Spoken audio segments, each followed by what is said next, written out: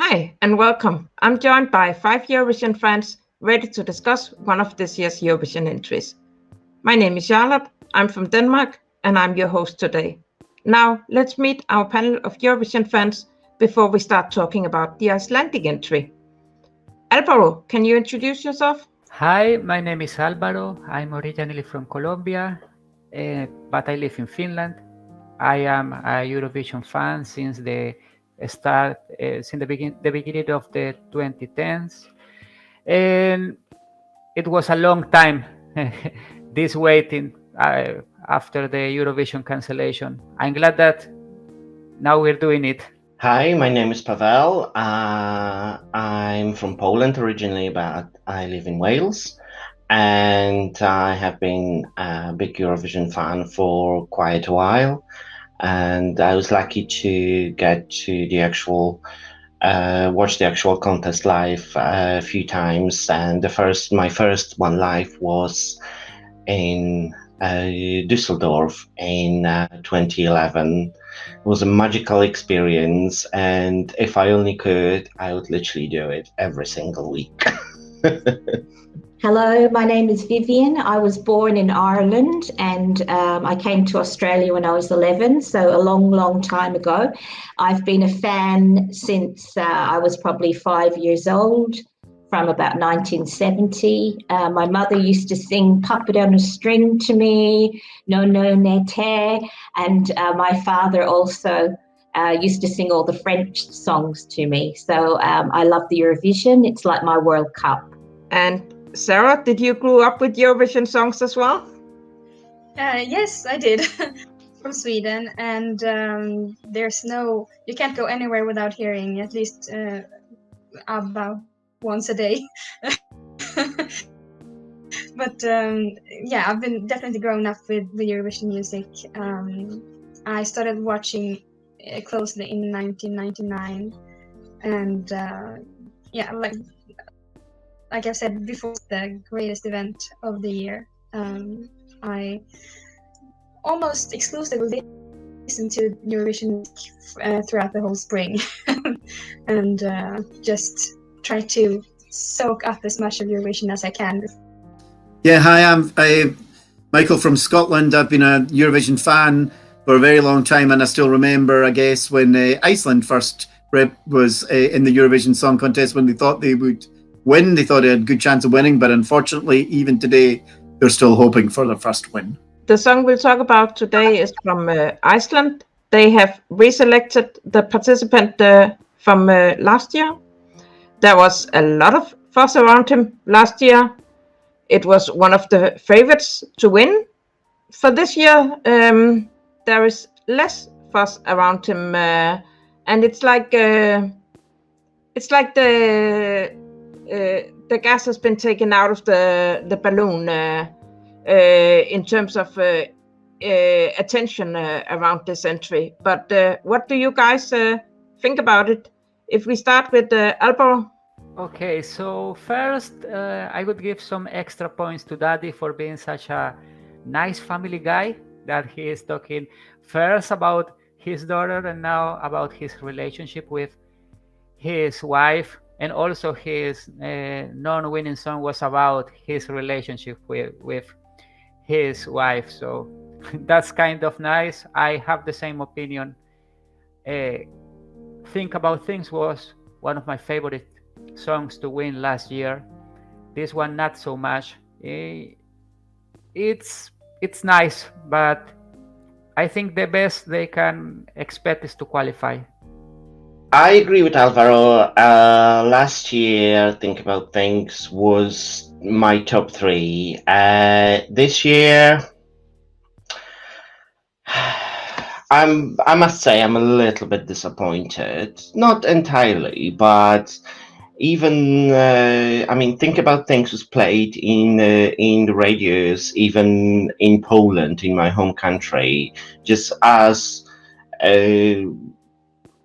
like any other song, and it still is. And even some of my friends that are not into Eurovision at all, they like it.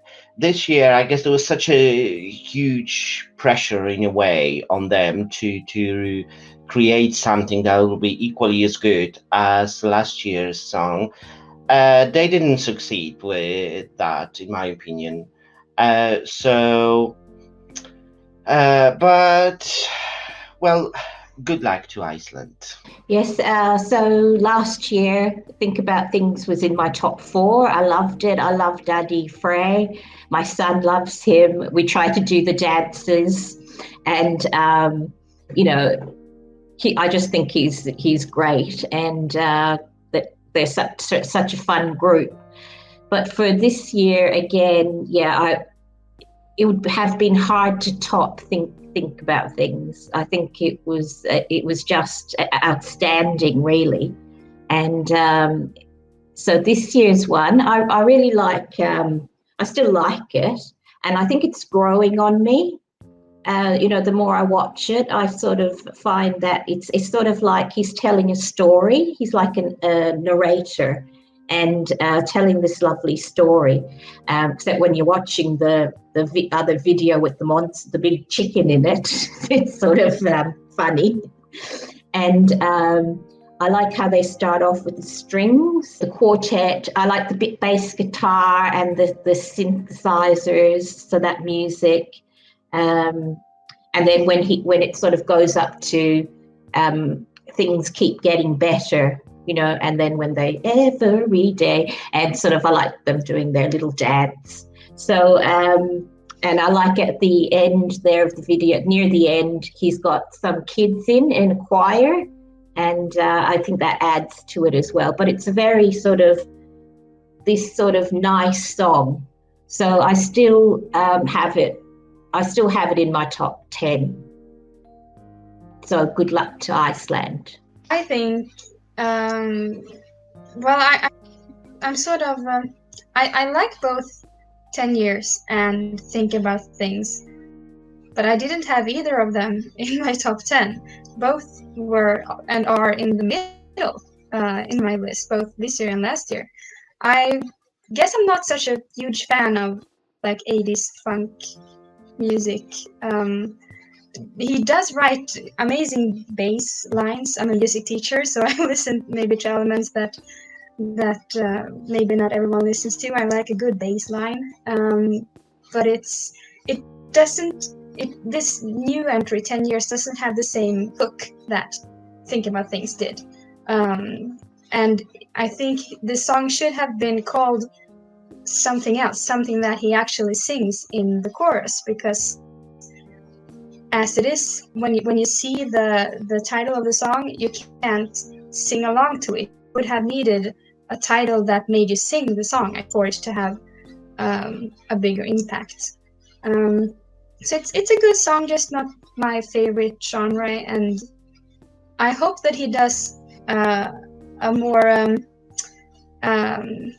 inventive choreography as they did last year when they moved between the microphones. I thought that was ingenious. So I hope that they come up with something better than just the hands swaying along to the music.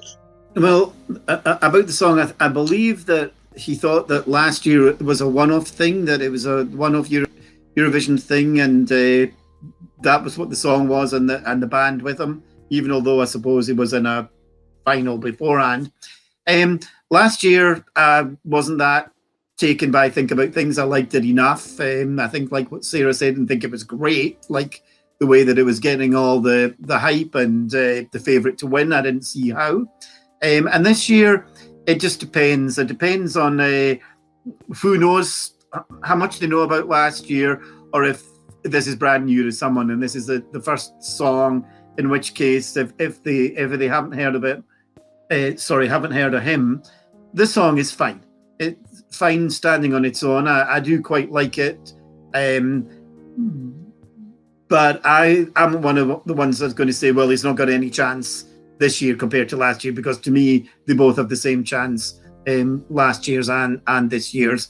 So it's fine. It's a nice story about his wife, of which no doubt the commentators will say so before the song, because again, like Sarah says, 10 years isn't mentioned, but they're going to say, you know, this is a song about his wife who'd been married for 10 years, and that kind of gives it a little bit of an intimate feeling.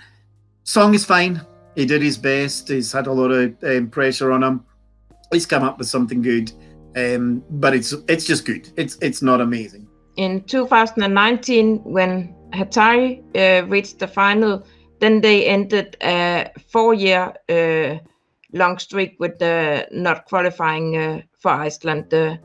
Are we sure they will qualify this year? If we start with Michael this time? Yeah, I think they'll qualify. I think there's enough knowledge of him around Europe that he is kind of known. He'll be a known act in this year's contest. That alone will get him some votes. And it's a fair enough song. So I think he's going to be in the final. I agree. I think it's a safe qualifier. They always deliver on stage. I'm not worried at all about the singing or them ruining the show or something. So I think they will definitely qualify. Yes, I've got them as qualifying. I picked them number 3 out of the 10. And and it's in my top 10 for the final as well. Well, I do think they will qualify, but they will qualify from, I think, one of the 3 bottom positions in the semi, which will be like between anything 8, 9, or 10. So, but yeah, I do think I think we will see Iceland in the final this year. Well, what a roller coaster, isn't it? We go with Iceland from love to hate with Hatari and back to love, and it will qualify. Not as big as it would have been with Think About Things, but it deserves a place in the final.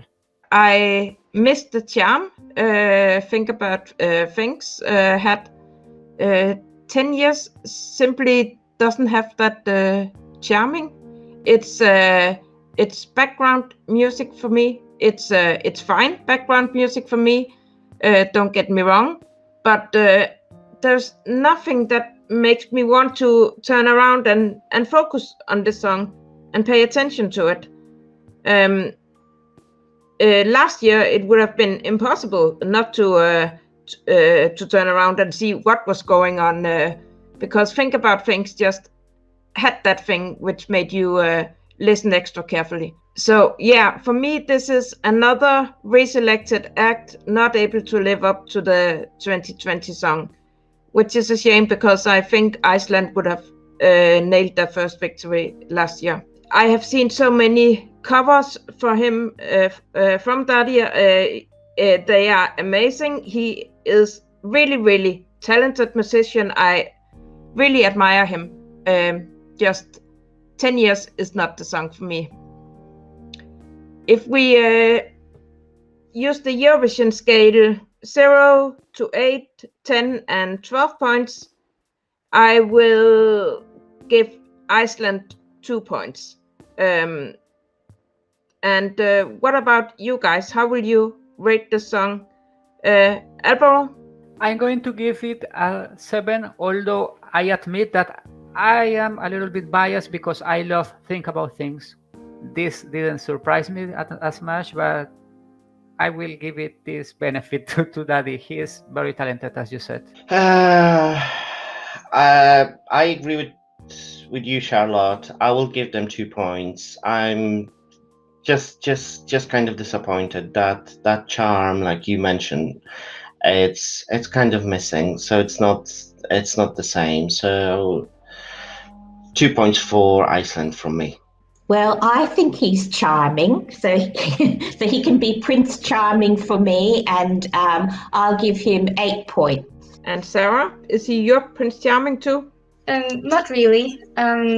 This song's chorus is not as strong as Think About Things was, so I will give it 6 points. It would have been 7 if the chorus had been stronger, but 6 points. Yeah, I actually, now when I'm listening to the rest of you giving your opinion, I actually think I prefer this one this year, to be honest. There's some nice hooks actually in the song, so I'm going to give it 7. If we look at what Daði Freyr can do on the Eurovision stage? Does any of you have some good advice to what he should do? No, I think he knows what he wants to do. He'll do what he... I'm sure he has some thoughts. I think they're just going to stand on the stage with the instruments and be mildly amusing without turning it into a joke entry. I don't think it wants to be seen as a joke, nor a novelty, but it is a little bit of a novelty. But I think they'll just stand there, maybe have some laughs with the backing band, little quirky dance, and perform the song. And to be honest, I actually met him last year in Sweden, and I think he's just in to be seen, get his music out there. I don't think he'll care where he finishes, to be honest. I agree with Michael. Just do something that's simple but fun. And I'm still fixed on the microphone switch they did for Think About Things last year. I thought that was so clever. I can't believe we've never seen that in Eurovision before. So. Yes, I agree with Sarah. I love the microphone twist last year as well. I didn't see it for ages, and it was my son was saying to me, keep looking, what do you see? And then after, I watched about 20 times, I thought, oh! and so I thought that was really good. So yeah, sometimes having like a little quirky thing, is fun. It is a fun song as well, even though it's a story about like a love story, but they are fun. So I don't know, anything. Well, since it's not one of my favorite songs, I'm trying to actually think about something very positive to say. But yeah, like in Think About Things, it was just kind of simple, little bit silly with whatever they were wearing. It was just that. So yeah, I hope they won't make a joke out of it, like Michael said. Hopefully it'll be something that will be a little bit different, a little bit silly, bringing maybe just by wearing something that we wouldn't expect to see on Eurovision stage, like something like very, very simple. And and that will hopefully help them to achieve the result they want. Well, I would be looking forward to see what there will be on the screens. I'm expecting a very retro show. It won't be a joke. I hope they don't repeat the same as their live performance on video, or something similar as last year with this, because it's something that we already see. It was interesting, these microphones, the first time. Now it's not a surprise yet. I would like to see something retro. And with that, I would like to say thank you to our panel and to our viewers. We'll soon return with new panel members and the rest of the 2021 songs. Take care, and don't forget to subscribe and follow Eurovisionary. And bye, guys! Bye!